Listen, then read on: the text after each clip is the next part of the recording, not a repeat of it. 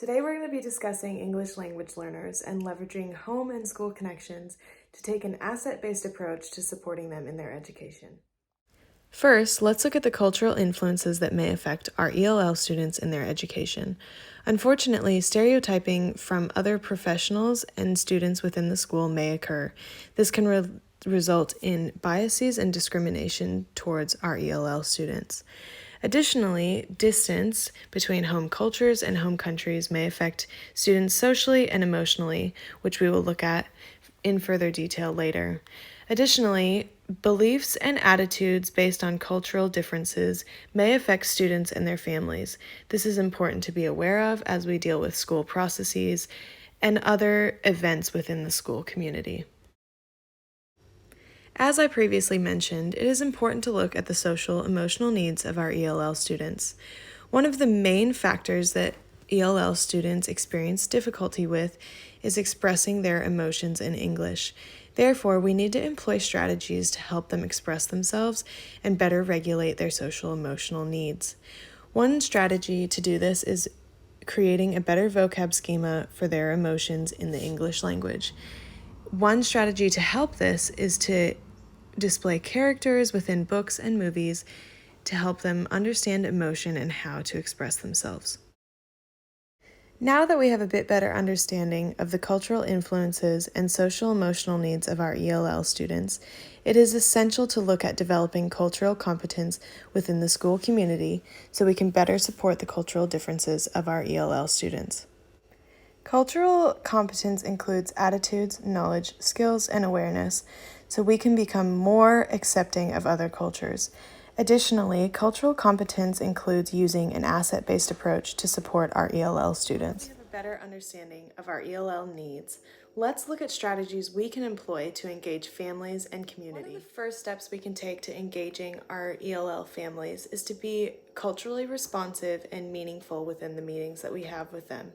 This includes always starting on a positive note, using a translator where necessary, and understanding that they may have bad experiences from previous schools and developing a positive relationship around this. Additionally, another essential step to engaging our families and communities of ELL students is ensuring that all resources and handouts that go home are easily accessible and comprehensible by families outside of school.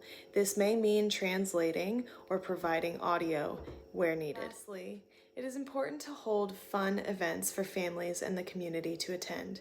For example, holding a game night is a great opportunity to engage with families and the community while allowing students to spend quality time with them. Now, let's look at some ways we can create an inclusive school and classroom environment for our English language learners. One great step we can take in a classroom and in a school community is to celebrate multilingualism. This can include ensuring all students know the languages spoken in the school. Additionally, weave languages in wherever they can. This may include classes or something as simple as saying hello in other languages. Additionally, one other step we can take is offering a dual language opportunity, such as a biliteracy class. Another important step we need to take is improving social inclusion for ELL students. This includes limiting pull-out time from the general education classroom. Additionally, supports and resources need to be provided to ELLs to even the playing field between them and their peers. Lastly, it's important to hold events such as Switch It Up Meal Day, where students are able to socialize with other peers within their grade or school. Lastly, it is important to look at the other influences that may affect ELLs in their education. These influences include family and community practices as well as home language. Home languages can affect students because it can be difficult for students to fully immerse themselves and learn a new language when it is not spoken at home. Additionally, it is important for schools to understand home language differences for communication and other purposes. And finally, it is important to look at family and community practices because community as well as family needs to be supportive and helpful to help students on their language learning journey. It is important to foster this within the school community as well as outside of the school. There are many necessary steps we need to take to support our English language learners. I hope this video was helpful in taking that first step.